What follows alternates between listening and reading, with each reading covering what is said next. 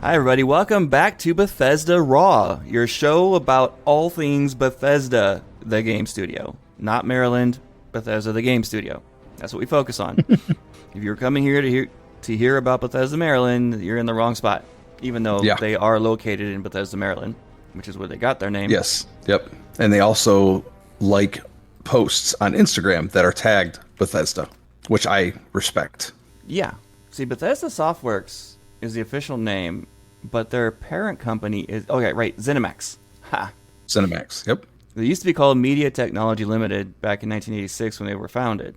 And they changed their name to ZeniMax Media, which they broke off into a division and created Bethesda Game Studios, which is where Elder Scrolls began. And then eventually, the two main areas that Bethesda Game Studios focuses on is the Bethesda and Fallout franchise. But now Starfield.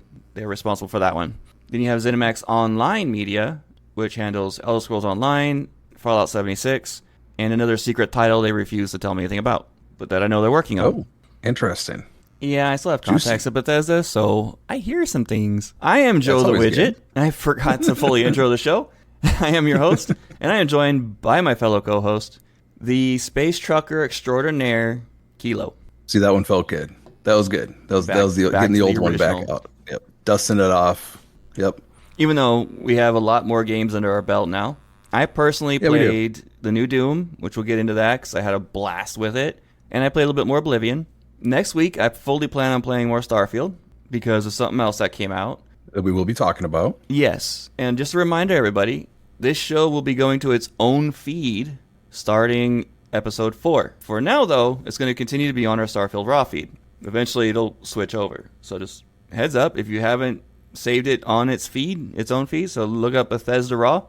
It'll come up on Spotify, iTunes, Google Play, everywhere you can find your podcast, it's there. Yep. It's currently on YouTube and found on Starfield RAW's channel. By episode 4, It'll hopefully be on its own channel or our parent YouTube channel for RAW podcasts. What else am I missing? Is there anything else? No, I don't think so. Okay, we got a whole lot of different things. We're going to try to introduce a new segment of the show, which will heavily rely on you folks as well. So let's listen up for that. We're going to be going into Around Discord, one of our favorite segments. We got a couple things from our listeners on our Discord, which is discord.gg/raw podcasts. It's the place to be. It is indeed. We got a bunch around the news. We're going to dive into that probably first. And Mods of the Week is coming up. Yeah. Mr. Kilo. Yeah. Got back into Starfield, so I got some mods to talk about. Yeah. Archon couldn't make it tonight, and we told you guys he'll be popping in and out as he's able to. Yeah. But you're stuck with me and Kilo. You are indeed stuck with us. There is one thing I want to bring up. We did get a couple applications of people applying to be on the show as a host. Yes. And just so you guys know, we are currently not looking for a new host as of yet. That's not saying that it can't happen in the future. And anyone who does apply to be a host, we are going to keep those in the event that something like that occurs. And when that does occur, we'll be contacting you guys for what we call basically just interviews, where we have you come on Discord with us, just chit chat, maybe play a game, hang out, just so we can see the chemistry and how you are on the air. See how you vibe. Yeah, exactly. Yeah. That's the most important thing. Much like Bethesda, we too have projects going on that we have been talking about behind the scenes that we will probably need people for eventually. So just be patient with us. Yeah, even if you don't make it on our flagship show, Bethesda RAW, there's chances are you can probably get on a different show somewhere else. But we might, down the road, have someone come on to fill in a gap if we're missing it on this show. If you're really funny, you have a shot. Yeah. And the best way to apply is just drop us a message through our email, which is podcastraw@gmail.com. Podcastraw@gmail.com. That's what it says in the notes. Just drop us a line saying you're interested. Give us a little bit about yourself, your gaming experience, and if you have any kind of recording experience. We would like to know. But just be ready. It might be a long time before we actually get around to interviewing and doing that kind of thing. Right, exactly. Well, we do have somebody coming on next week that I'm super excited about. Do we? We do. I went ahead and we talked. Well, not I. We. Actually, he was the one that brought it up. Mossy was on Discord after we dropped our first episode. Yeah. Yeah. He's Why did like, I forget that? Yeah, I'm in. He's like, I'm in, dude. Yeah, he's So penciled in we for actually next week's episode. So Yep. He's going to come on and he's going to join us and talk about his Starfield load order that he put together for a more survival-based, realism-based gameplay. yeah, I'm excited for that. That's gonna be fun. He came on on one episode to talk about Star Wars. He's like a Star Wars aficionado. The guy knows everything about it on Raw and Nerdy, or their podcast. Yeah. And it was a blast. It was a blast having him on, blast talking to him. So it's going to be a blast talking to him next week when he comes on the air for Bethesda. So yes, absolutely. I forgot to mention the process a little bit. So when we do eventually, in quotes here, hire someone to be a host on our show, we will contact you, get you on for that little interview, and then we're going to have you come on as a guest host for at least one episode. Yep. And if that works out and the vibe is really good, then yeah, we might offer the position to you. That's what we did with Kilo. Yep, that's how I ended up here. And it was the best decision we made. Aww. Oh, getting all mushy. Stop. All right. What do we got in the news, man? we got a few things in the news I found this week. If you're not aware and you're a Fallout 76 player, if you go to Bethesda.net and opt into their email newsletter, you will get a couple of little treats in Fallout 76, including the someone's gonna correct me. Beelzebub suit and head. I guess it sounds like a ghillie suit, just different. It sounds like a Beelzebub devil redneck piney type of thing going on there. I'm not sure. You get that as well as a Mr. Demonic backpack. That is available until June 27th, and both those items you can find at your armor workbench. They did not make it clear if those items would be available at a later date. So if you want those, make sure to go to Bethesda.net and then log on to Fallout 76 before June 27th. Anyone who's ever been listening to me for a while knows I'm not really into cosmetic stuff in games. Yet. There are two games where I have been into it very much. In fact, one of them was Fallout 76. Well, there you go. And mostly stuff that I could put around my base. I love building and actually doing. I had an awesome house I built in Fallout 76 overlooking a mountain cliff, and I had my turrets protecting it in the front yard and a sheer cliff on the backyard. Nice. It was awesome. Sounds really cool, man.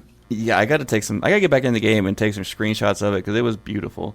And the other game was Elder Scrolls Online, and mostly it was mounts. I was obsessed with mounts in that game. Interesting. They have cards. Yeah, I'm sorry. Go ahead. No, I was just going to ask, is it because those are online games and other people are seeing your character? I think so. Is that it's kind of like a flex. Right, exactly. When you're playing by yourself, it's like, I'm in first person most of the time anyways. I never see it. What do I care? Exactly. But when and then there's other people that can check me out. I'm like, hey, check out this awesome, made out of stars wolf that I am riding around on. And I also have a cat made out of electricity. It's okay, yeah, those definitely sound like flexes. Okay. Yeah. Go ahead. Next, moving on. Well-oiled machine. We got Doom the Dark Ages 3 hit 3 million players as of May 20th, which is apparently 3 times faster than Doom Eternal did. Oh, and of course, a lot of that credit's going to the fact that it was a Game Pass release. Yeah, exactly. Because there was an article, I think it was IGN who released it. It made me cringe so bad reading it. They're saying that Doom the Dark Ages seems to be a flop because it has not had as many players as its other Doom predecessors on Steam. And at the very end of the article, they mentioned, well, I guess it could have something to do with the fact that it's on Game Pass. Yeah. Dude, all right. If we brought this up on Starfield. Look at those RAW. Numbers. Lovely journalism. And from what I'm just a nobody, and it took me 5 minutes to see that more than 80% of the players were on Xbox. Right, but you also know everybody on the internet gets their information from headlines, not the article. And so do they, and that's why they post crap like that. Mm-hmm. So, if anybody was not aware, the Xbox Showcase is June 8th. It starts at 10 a.m. Pacific Time, 1 p.m. Eastern. If you're in a different time zone, do the math. It's going to be playing on YouTube, Facebook, Twitch, and weirdly enough, LinkedIn. That is weird. Currently, there are no Bethesda announcements regarding, any presence from them at the showcase. However, one thing that I started to bring up last episode, but I got sidetracked, was the fact that the update that we received for the changes that were made was pretty hefty. Now, does that mean something? No, not necessarily. Some game developers have literally had to replace entire parts of the game in order to make it work properly with whatever update they were doing. However, we also know from Daddy Wigit here and his experience in the game industry is the fact that quite often a game studio will backload a bunch of data for upcoming expansions. Yep. They do it over a period of time. In the way that Bethesda's been playing the game the last few years, I'm not saying it's going to happen. I am saying that it could happen, that maybe we'll get something new from them come June. The Starborn expansion. Fingers crossed, dude. Yeah. That would not even surprise me. All new ship mods and parts and actual reason to do your habs or your bases on planets. That would be so amazing. But, Bethesda is putting a lot of stock in creations right now. In fact, the day of our recording, not the day this drops, this will drop on Friday. We're recording on Thursday.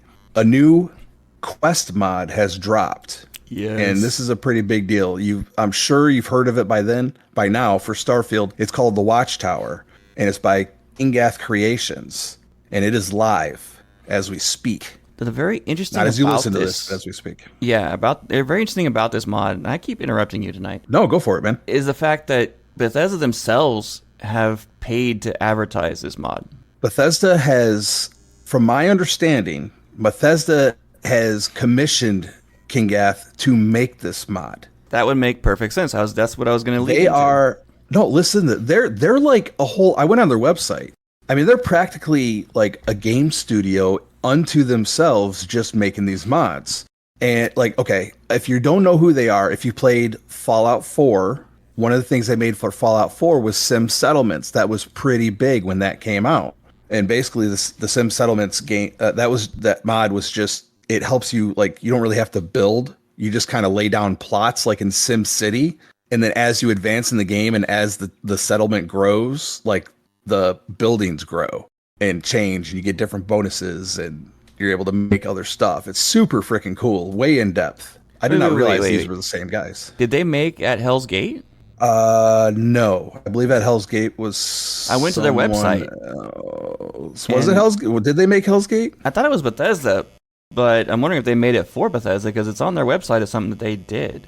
Oh, yeah, then that might be the case. I must have missed that because I did look at their website and I was looking for what they had done in the past. They also made the East Empire expansion for Skyrim. That was a big one, too. That was a big one. Yep. And then let's see here real quick. I want to talk about the Watchtower real quick. It looks super freaking cool. And that's the reason why I'm going to be playing Starfield for next week's episode. Heck yeah, dude. So listen to this. In this mod, players must gather a crew, build a fleet, and take the fight to the Watchtower. There's a new faction for you to explore, which is known to protect humanity from, quote, potential threats with excessive power, end quote, and they got their sights set on you. So it has a whole new storyline packed with additional dialogue options, reactivity to subsequent experiences. Now, one thing that I heard that these guys will actually do is they go back and they will contact the original voice actors to come in and do voice lines for their mods. So these guys are like complete pros. Yeah. They're a game studio. I've always wondered if a game studio could make a solid living just by doing mods for some of these games. And I think the answer is yes. Obviously. These guys got the formula down. They have a mod on Skyrim I'm very interested in. Bard's College expansion? The Bard's College expansion? Yeah, I saw that one too. I've never heard of this one. I've been reading it and looking at it. That looks freaking cool. It does. Here's the coolest thing about Watchtower of everything that I've read about it is, okay, you build your fleet, you bring all of your ships to the fight.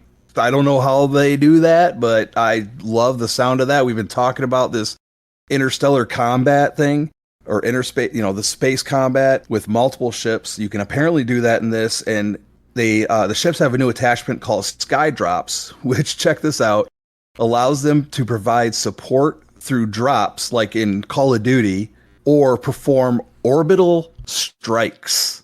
Yeah, that Your takes a ship lot of programming.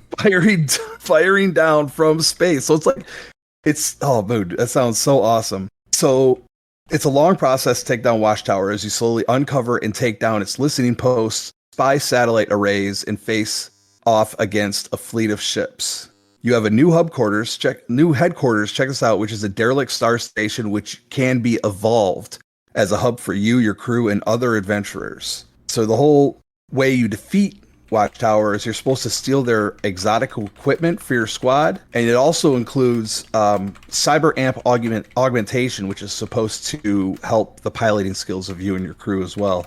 This is completely packed. It's 1,000 Bethesda credits, which is like $10 ish American. Right. Which, considering what you're getting, I was actually supposed to be muted because I found their contact information to Kingath, and I was typing out a message to him, and I completely forgot I was not muted. Oh. Oops.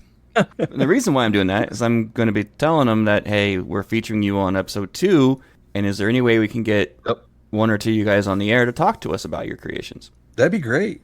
But hey, if anybody out there is looking for a job, they're hiring. Their team is hiring. Among other positions, I think there's like 4 of them listed on their website. They're hiring a level designer and a Spanish translator. So Google Kingath Creations and go to their website and you can apply for a job. How wild. How wild is that? Yeah, that's really, really cool. I was thinking about applying. That's pretty much, hey, there you go, man. You never know. Yeah. So, yeah, that's all I got for the news this week. All right. I sent them a message, so I didn't forget. Okay, cool, man. That'd be cool if we hear back from them. If you guys are listening, we'd love to chat with you. I'm sorry if I just let Kilo ramble on his own there, but I was busy, man. I was doing some business, even though it could have waited till after the show. Hey, podcasting is only 5% talking on a freaking microphone, man. Yeah, that's the truth of it. The rest of it's all behind the scenes work. Yep. And there's a lot that goes into it. So the new segment, we were talking about premiering, and maybe if you guys like it, we'll keep doing it. And we're going to call it, for now, Suggestions for Bethesda. The idea behind that is to have you guys voice things you would like to see Bethesda do, whether it be for an expansion for a game, a sequel to a game, or a game not even released yet. And my suggestion for the week is basically a game that hasn't been made yet. And we want to have you guys give us your suggestions and put it on our Discord, and we'll air those. What's our Discord address? Discord.gg/RAW Podcasts, RAW PODCASTS. So what's your idea? My idea. See, I am, if you listen to my other show, Raw and Nerdy, it's very evident, but I am a huge survival game fan. Love them. Like recently I got addicted to a game called Vintage Story. Looks like Minecraft, but is not Minecraft, and is way, way more detailed. So detailed, like if you want to make a bowl, you have to sit there and put the clay down, harvest the clay first. Then you have to put the clay down and shape a bowl. Then you have to go and fire it in a pit to create the bowl. And it goes even more detailed than that. Wow. Very hard game, but very, very fun. And I love Bethesda games, so why can't we have the two meshed? Why hasn't Bethesda thought about this yet? Make a survival game based off the Elder Scrolls universe. Okay. So the player gets stranded on some island because they were on a ship going to go attack elsewhere, going after the kitties, and they get marooned on an island and they have to survive. And you'd be able to pick like a Nord or Redguard or whatever and have to survive on this island and thrive until you're rescued or you create a society on your own. I love that idea. That's actually And I think the Elder Scrolls universe would fit to that in a massive way. But honestly, so would Fallout 4 or the Fallout series. It would fit well to that too. Fallout. Yep. Absolutely. But I'm more akin towards the fantasy side, so I would personally love to see Elder Scrolls. Yeah, that would be really awesome. I mean, they could definitely be done. Yeah, and it wouldn't be that difficult for them. I mean, yeah, it'd take a couple years and a team of like 15, 20 people, but it can be done. Heck yeah. So would this be a standalone game, or would this be like a full standalone game? Okay. Because the full crafting mechanics would need to be in place on the core engine, so it really wouldn't lend itself to a mod too much. I mean, even Starfield would be a good establishment for that. Yeah, crash land on a plant on just some distant planet, and you have to survive. No way off, and that's one thing that's never, because I've thought about that too. I'm like, okay, what if your ship is so damaged that you can't continue on? Your grav drive is completely broken. You have no choice. Your only choice is to land on a planet. And you land on that planet. Okay, well now you're stuck there, right? So, I mean, there's so much exploration, and there's so many like surveys and all these different worlds you visit. But and you do see the aftermath of some survival situations throughout the game, especially like with Sarah's storyline or with the Varun. One of the quests for the houses, you kind of see a little bit of surviving out in the wild, but being able to do it yourself, it's not really something, you know, you just kind of throw up a house. I mean, some people would say that's pretty much no man's land, but not really. Yeah, well, sure, but I mean, you know, I'm just saying, like, it doesn't have many survival mechanics. Fallout has a survival mode. And right now, survival games are in the top 3 most popular game genres at the moment. Wouldn't it be cool if that mystery, the mystery game being made by the division of Bethesda that made ESO and, what was it, 76? Yeah. How cool would it be if all of a sudden it came out and it's a survival game? Like, isn't there a multiplayer survival game that's pretty popular? I'm trying to remember. There's a lot of them. Where you have to like start on a beach, you got absolutely nothing. That's you just described 90% of survival games. All right, well, that's how much I know survival games. Ark Survival Evolved does that. Was it Ark? It might have been. Conan does that, which is an amazing survival game. Okay. Icarus does that, which is an incredible survival game. Okay. And my absolute favorite does not do that, Enshrouded. I'm not that in survival games. What was the one I played? I played one that was on Game Pass the other day. Not the other day, but it was a few months back. It was a plane crash. Well, I don't know. It's probably also 90% of survival games, but it's a plane crash and it's super cold, and you have to count your calories. Really, it goes that like detailed. Everything can be useful. Well, it's like Vintage Story because it calculates your meat intake, your protein intake, your vegetable, your fruit intake. You have to balance it out. Yeah. No, you got your energy bar, you got your tiredness, you got your dehydration, you got your like how much you've eaten. And I lasted like 45 minutes in that game, and that was probably generous. And I'm like, I think I'd like to think I'd last longer than that in real life. I can't get it down in a game. Alan Wake keeps popping in my head, but I don't think that's it. No, I don't know about that. That's not it. I don't think that's a survival game. It's like a similar art style, I think. But Bethesda wants to get me. Well, maybe, but if Bethesda wants to get me completely hooked on a game, that would be it. Especially if they made it Elder Scrolls universe, because the game lends itself to that.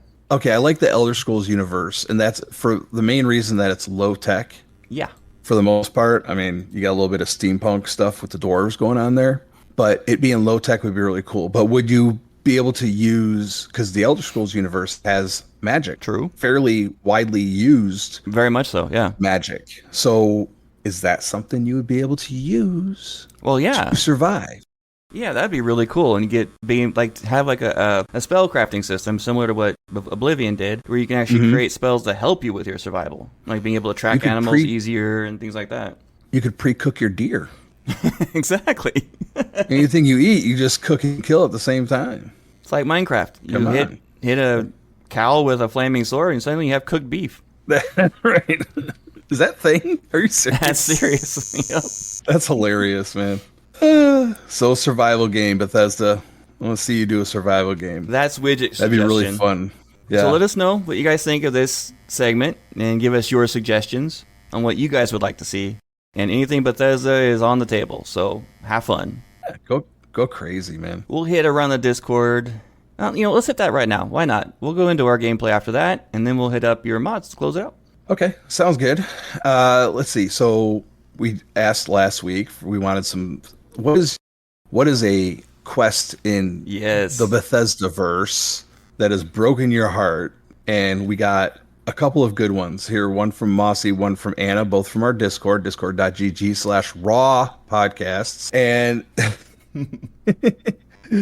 the first one that Mossy brought up was a quest in Starfield called Lost and Found. It sounds sad as hell. Oh, yeah. So basically, I was trying to remember if I did this one or not. Yeah, this is in the Shattered Space DLC. It involves, this is Mossy, involves a senile guy who is a hoarder and gives you a music box. I did not do this quest. The follow-up quest with his either granddaughter or daughters, sorry, can't remember, it's that Civil War memory, ghosts at the orphanage and the fallout from it was just sad. Now, this takes place after the destruction of the spire in Dazra.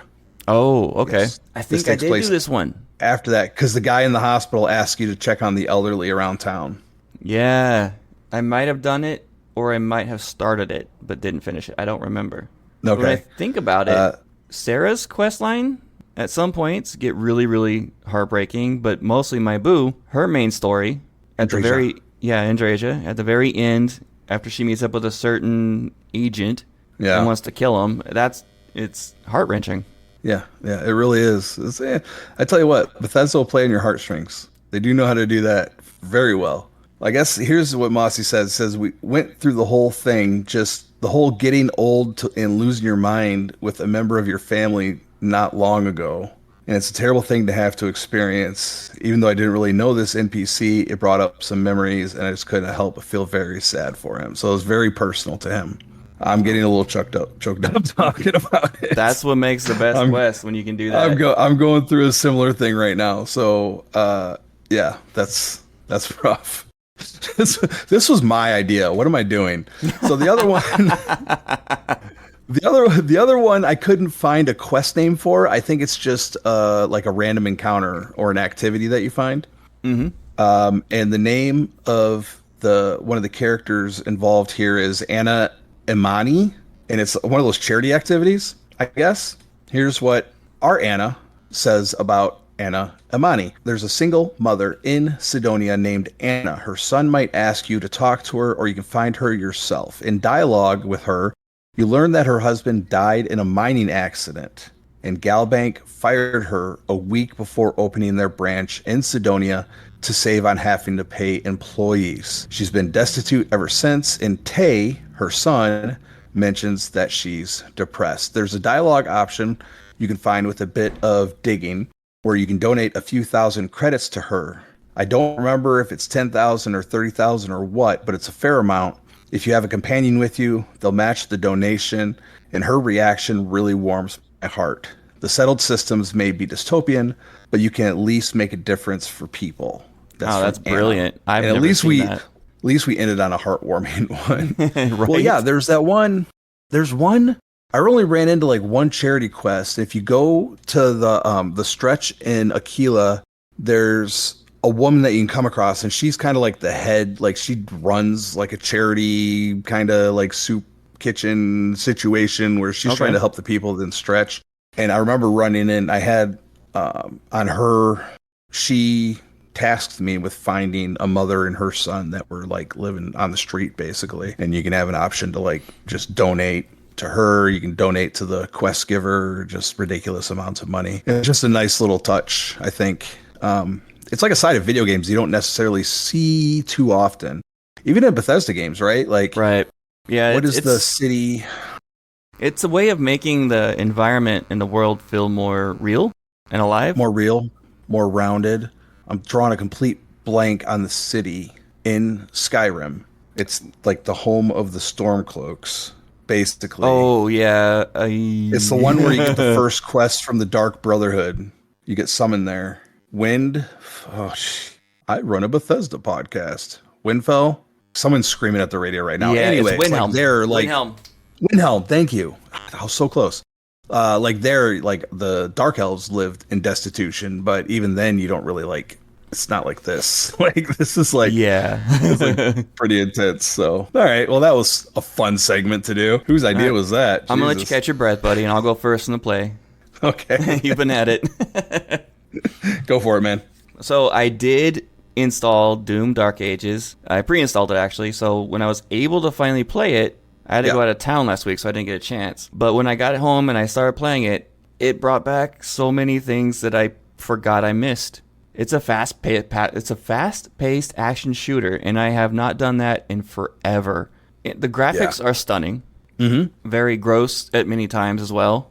And I really am enjoying the medieval blend with sci-fi. Yeah. So like they have the medieval armor, and some of the elements are very medieval, but with that sci-fi technology blended into it. It's really cool concept.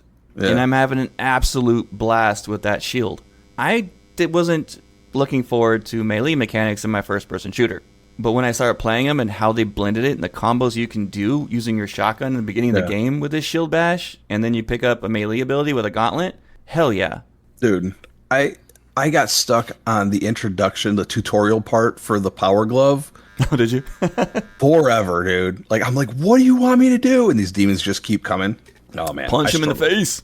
The combos were just too much fun. I thought I was like a superhero going through and just bashing the crap out of him, thinking Captain America has nothing on me right now. And then later on, you get to throw your shield that's got mechanical whirling blades in it, and you can sit there and throw it at them, and they get all stunned as they're being eaten up by a shield, and you go over there and beat the snot out of them. Yeah.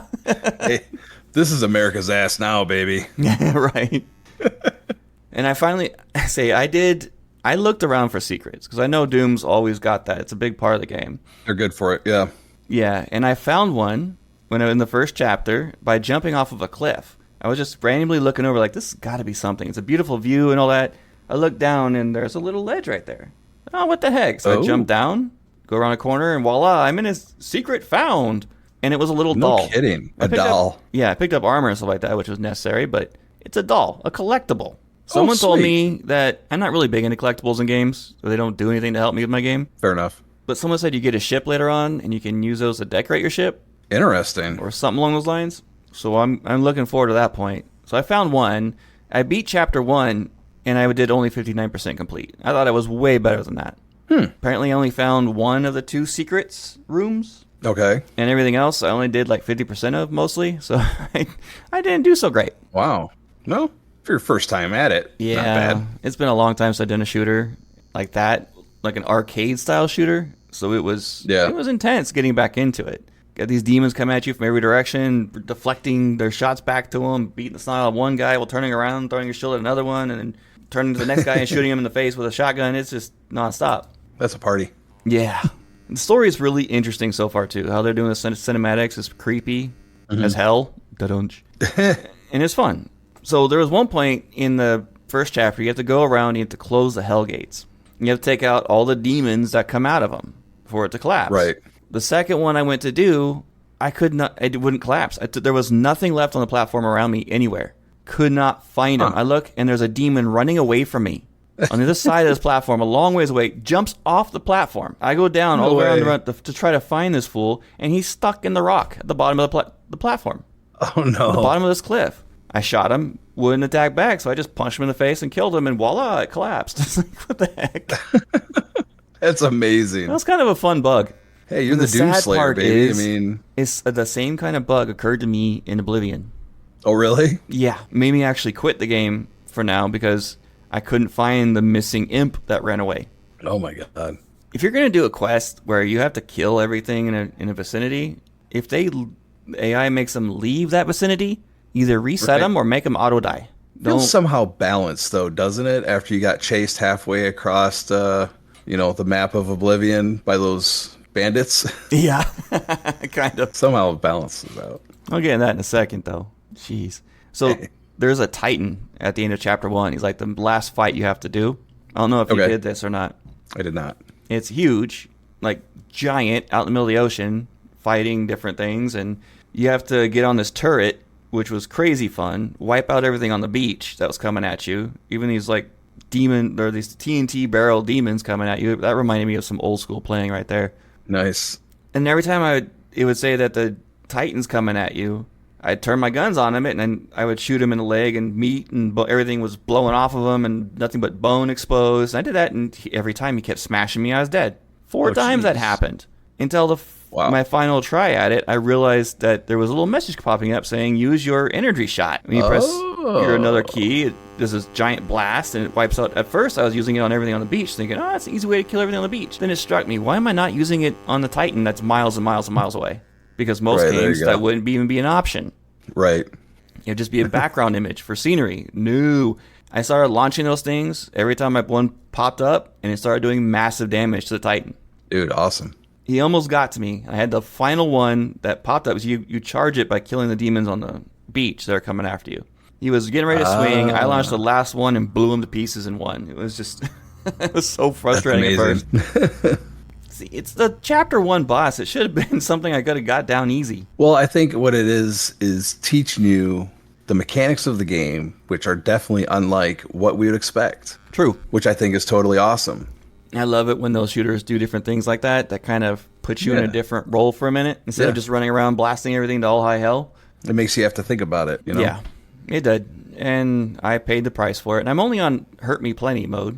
Okay. Which is like... Me too. Yeah, it's like normal mode, basically. Mm. So that's where I'm at. I started going into Chapter 2 before I quit playing for the week. And then I logged into Oblivion the other day. And I listened to Archon's advice. And I went to Kvach to do the whole Oblivion Gate quest line. The main quest, basically. And I approached the Oblivion Gate, the first one right outside the city, the one you have to go into.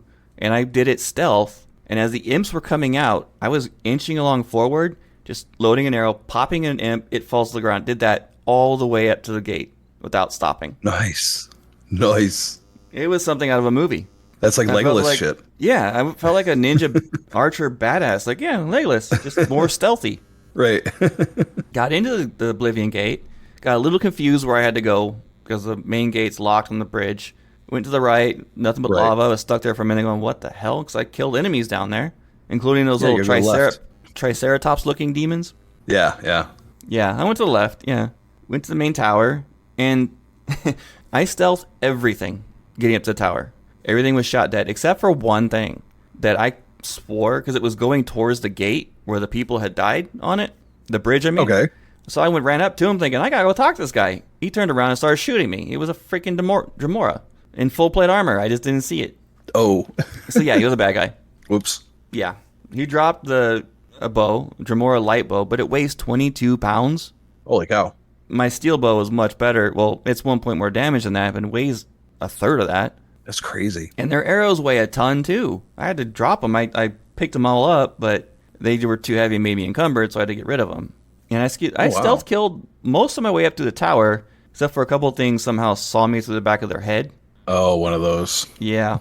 Most of the Dremora mages I had to take out. And at one point, you get to this guy who's stuck in a cage at one of the offshoot towers where you get the key. Yes. And I wanted to free him so bad, but there was an option that said press E to open the cage, basically, and it wouldn't open. So I thought... Yeah, I got the same thing. That was frustrating, because I wanted to save the dude, but I couldn't. Like X to open or whatever, and I'm like, how do I open it? It's not opening. It was frustrating. Yeah, last thing you want to do in a place like that is like leaving it person like in his state. Yeah, exactly. Butt naked, sitting there in the cage in the middle of hell, asking you to get out. Oh, just forget about me. Go take care of the tower. Okay, dude. All right, dude. Whatever you say. Whatever you're into, man. I don't want to know what your kinky shit is. So I went and finished the tower, got back out, and Mattias was so excited. Yay, you did it. You're awesome. You have more experience than anyone else. Can you go with us to take the city? So, of course, I said yes. Well, yeah. Kind of have to. Yeah. But that fool kept running in front of my arrow shots every time. I, in quotes here, knocked him out twice. When I wrote that note, it was actually a third time I did it after that. Oh my God. Freed the church, got all that taken care of, went into the tunnel to get the main gate open. And apparently you can talk to a group of guards that go into the chapel after the rest of the team runs out. We have to go back and talk to somebody and get a key. And when I talked to them, they said, hey, can we join you? So I said yes, and I had 3 extra guards with me the entire time. Oh yeah, those are the Imperial soldiers. Yeah. Yeah, I got those. Those are the ones that freak me out. Oh, yeah, they're BA as hell. If they're away from you, they're great. If they're not running into your line of fire or getting caught with blue on blue, because yeah, I may have killed 1 or 2 guards on accident. Yeah, I killed a couple. Well, when you get to that gate and you open it, Mattias runs in. Take the courtyard, and you got to go kill everything in that courtyard. Right, exactly. That's where I got stuck. That's where you got stuck. Everything's dead. Yep. And I go up to Mattias, charge the courtyard. That's all he says. Yeah, take that's them all the same out. thing that happened to me last week. Yeah. And I went looking to see if there was an imp or something that got loose. Couldn't find anything. I went even into the church, the castle itself, started taking out the flaming dudes. Why do I forget their names? I miss seeing them because I faced them so many times in Skyrim. Loved killing them. Now they're in Oblivion, and I can't think of the name. They're the fire elementals, basically. Right. They're inside there, and I, with my guard escort, took them all out, went back out, still the same thing. So I was like, you know what? I'll deal with this later. So I turned it off. Well, Archon said that you have to. Was it Archon? Yeah, that said that you have to. If you go inside the castle and you find the dead Baron or whoever the hell it is in there, and you get his signet ring off his body and come back out, then the quest will keep going. Okay. Yeah. But yeah, I had the same because I had the same. Yeah, because I had the same issue where and the quest marker is right on the captain, so it's like I really wanted to complete this quest line so I can go back to my Dark Brotherhood activities. Right. Which I will. I'll be doing that. I have a 3-day weekend ahead of me. I'm so excited. I'm going to play Vintage Story. I'm going to play Starfield. I'm going to play Oblivion. Very exciting stuff. Thinking about reinstalling Fallout 76. Oh, shit. There you go, man. We got to play that together because I think you would have a blast with it. Fallout 76? Yeah. Yeah, if I get to work. Right. That's the issue, right? Three times I've attempted to. Yeah, 3 times. It was no-go. It sucks. But again, that was, I mean, that, you know, I'm willing to give it another shot. That was years ago. That was literally years ago. Okay. Well, if you get it working again, let me know what time works for you. We'll hop on and we'll play some Fallout 76. All right, man, for sure, dude. I'll make a new character. I do got I got D&D this weekend, so we'll see what I got available. Well, Monday's a holiday here in the U.S., just saying. It is a holiday on Monday. I still have to work Sunday, I think. I'm pretty sure. And then, I do have Monday off. We got to get you on Raw Nerdy to talk D&D one of these days. I would love to do that. Get my son and you on there. It would be a blast. Oh, dude, you wouldn't be able to shut us up. You have to cut it into 3 episodes. What have you been up to in game, buddy? Well, I got back into Doom, the Dark Ages, and I got pretty far through chapter 1. And I was having so much fun with it. It was just an absolute blast. I made a video. I posted it in our Discord. It was cut together from some of my battles to Raining Blood by Slayer, which just felt right because you're the Doom Slayer. It's a pretty fun video to make. But I came across an issue. There are a few different first-person shooters that have been and that that give me motion sickness. Yeah, I was afraid you were going there. And Doom is one of them. I can see that, though. Motion sick playing it. Yeah. That's it's just a weird thing I got, man. You can play it for me. I'll live vicariously through the widget. I know my son is loving it, too. So then I went to Game Pass, and I had our list from last week, and I'm like, all right, well, let's see what else let's play something else. What do I want to play? And I looked at The Evil Within. I'm like, I don't know, that looks pretty serious. I'm not sure if I'm in for that right now. And then I'm like, oh right, Fallout. Now here's the thing. This is a little bit of a correction on last week's episode. When I was listing the Bethesda games that are available on Game Pass, I listed Fallout 1 and Fallout 2. I went back to Game Pass this day, like last Thursday or Friday or whatever, when I decided to play, and Fallout 1 and Fallout 2 were not on Game Pass. So either I hallucinated it or it was removed after the last time I saw it. I don't know what the case may be, but Fallout 1 and Fallout 2 are not on Game Pass in the United States, just fair warning. So I started thinking, I'm like, well, we got Mossy coming on the show, and Mossy's going to be talking about Starfield, and damn it, I want to play some Starfield. That's a very good point. I'm going to have to get back on Starfield. We're going to just have a Starfield episode next week. It sounds like it might be. So I played Starfield.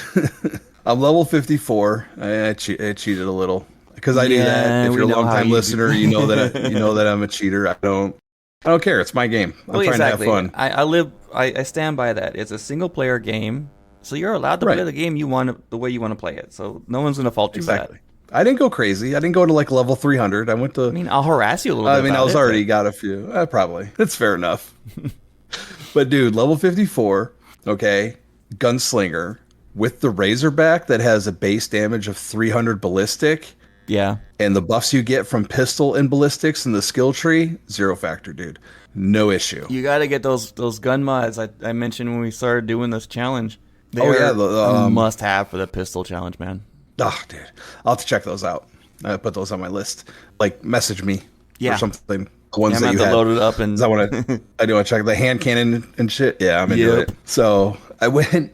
I did, of course, I did some shipbuilding. I did some tooling around. I was at the lodge. I did the whole, the initial Constellation mission where you have to go and find the one artifact that the dude's got as a hood ornament. Oh, yeah. That whole thing, you have to try to disable the ship without blowing it up. And then I went and did the Mantis. I did the Mantis for a specific reason because I downloaded a new mod, which I will talk about. It's one of those I started going through the It's one of those side quests that is a must do. Oh, absolutely. And you have to do it early. Just fun. It's just fun. I love it. I love the Mantis. I love the whole story, everything behind it. And I started going through. I'm pretty bad about going through all the terminals and stuff. Right. I typically don't. And I don't know if that comes from like Fallout days where you had to do the breaking the password, hacking the computer stuff, which always drove me crazy. Yep. I'm having that issue with Oblivion. I can't stand the lockpicking. Oh, jeez. So I'm like, okay. Oh, I'm like this close to downloading the no digipick mod. Yeah, I've been just so I don't have to do it. It drives me fucking crazy. I mean, I get it. It's like, oh, it's a thing and it's a mini game. I'm done with it, dude. I've done it a thousand times. I've done it easy. Once. See, the only lockpicking I have liked so far has been in Skyrim. I actually enjoy that one. I love the lock. Yeah, because you have to. It's very fiddly, and you got to kind of just. Yeah, it feels more visceral, more tactile for some reason. Yeah, using a digipick to open doors and computer. I don't know. Just it's goofy to me. So I went through the terminals, and I don't know if this has been. I'm sure other people know about this. People listening probably duh, but I did not realize this that the Mantis that precedes you. The one that was trying to get her son to go through and take over the mantle. Right. I didn't realize she was terminal. Oh yeah, you didn't know that? She was terminally ill. Yeah, I read the computer in her quarters or whatever. And it says, yeah, I got like the doc says like I got a year to live. I need to make this happen. I need to get my son out here to whatever. And then you listen to his logs and he's like, this is fucking ridiculous. Like why does she like this? I'd be a complete ass about it. Oh my god! Which makes you feel better about taking on the mantle. It kind of does, yeah. Like someone, and you're part of a legacy that stretches back. It is pretty cool once you actually start reading into it. Amazing how that works. It's also amazing that I finally made it through the word puzzle for the first time without triggering the laser guns. That's hilarious to me because I've only done that one time. The first couple times I tried it. I'm like, what the hell, dude? I'm like, what is the word? And you look at I think there's a computer in there somewhere where you can find what the word is. It's in one of her slates. She mentions it. Or someone, yeah. So the few attempts that I've made, I maybe 2-3 times I've attempted to actually do that puzzle. I always fucked it up. I never got through it. So, what I'll usually do is I go in there with a sniper rifle, like a hard target, and then I'll just pop around the corner and just pop the laser turrets. I've actually never done that. I've never thought about killing laser turrets. Yep, that's how I used to get through it. It's a bitch. Lately, as soon as I'm on you my shoot main, one, they all start shooting at you. Yeah, and they kill you quick. Yes, no matter what level you are. On my main, because I have my lockpicking maxed out, I'll just hack the terminal and turn them off. There you go. Well, I always go there early game, and I don't have my security up that high. That's fair. Yet, yeah, which is a bummer because it sounds like the computer would be a lot easier. But it was also the first time that the dude that you meet at the door, and he's like, "I'll help you. Like I helped disarm all these puzzles. I won't betray you. Promise." Yeah. It was the first time I saw him betray me. Really? Betray. Yeah, it's the first time I ever. Well, this is the first time I ever took out. Did he run before? Yes, the first time he's ever run through. It was the first time that I completed the puzzle properly. So I get to the other side, I hit the button, and he runs through. He's like, I'm going to claim the Mantis. I'm going to get the Razor Leaf, or whatever the hell he says. He's just like running like a raving maniac, like, ha ha ha, joke's on you. And he gets murked by the first guard robot that he comes across, just cuts him down. I'm like, all right, well, that didn't work out for you, did it? So I went through that. Point with that guy that I just snipe him really quick and walk right down the hall. I'm even going to talk to him. But I got that, and then I raised the Razor Leaf. I collected the Razor Leaf, which I need to do. Yeah, I know, I get it. So after that, of course, I ended up fiddling around with that quite a bit. I'm switching everything over to like, I was gonna do like the Stroud Eklund Premium Edition because I really like the Habs. They all look great, and I'm a big fan of Stroud Eklund parts to begin with. And then I decided, like, I think I'm gonna make it a minimalist shirt. I'm still fiddling with it, but the main reason that I went down there was because of a mod. So let's get into the mods. Really quick, before you do that, that's segue? Amazing segue. Oh, man. That was such a great segue, man. But I did talk to Brian on Discord recently. Bryn?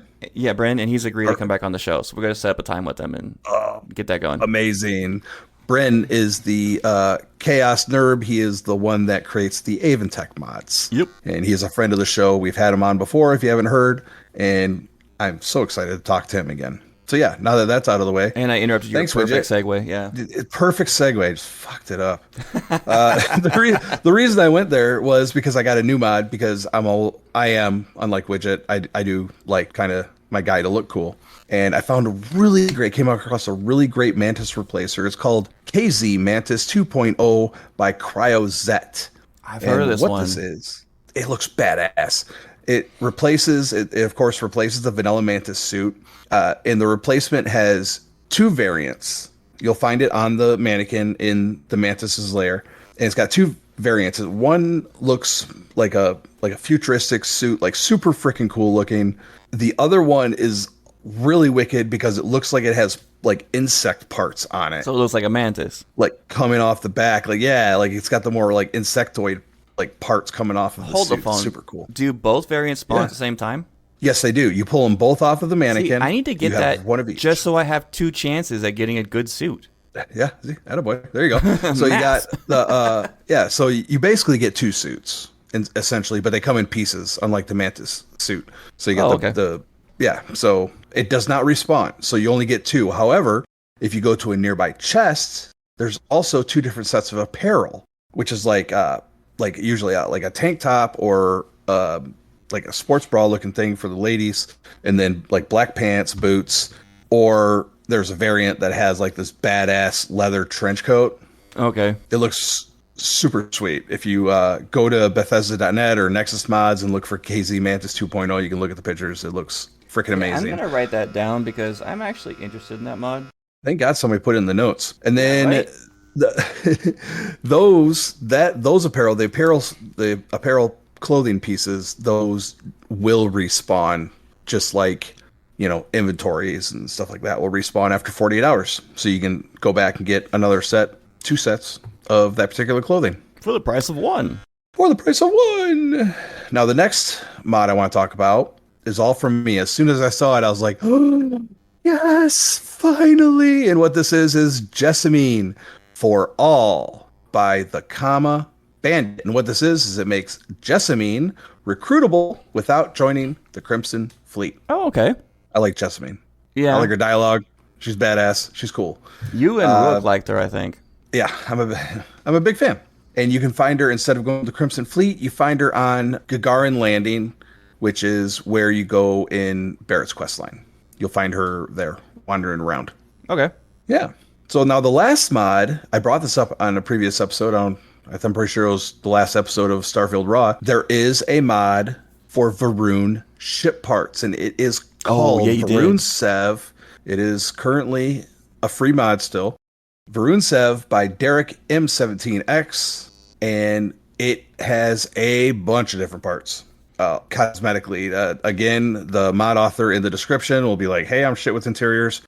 I have not built one yet, so I don't know what the interiors look like, but the exteriors look sweet. It looks like... I'm all about making my ship look cool as hell.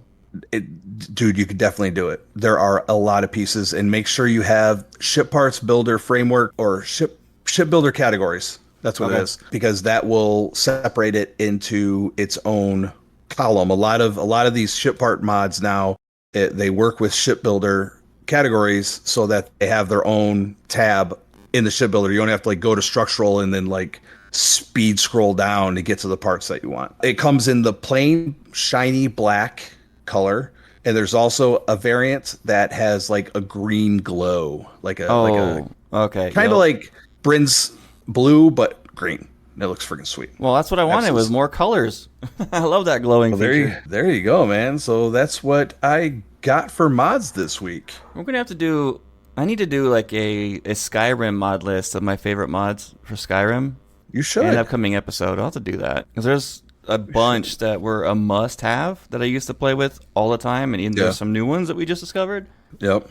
God, I would have to go way back. I'm pretty sure on my Instagram, if you're really ambitious and you want to scroll way back, you'll find mod lists for both Skyrim and Fallout 4. Nice. Never did Fallout 4, so they're I'm way useless back. on that.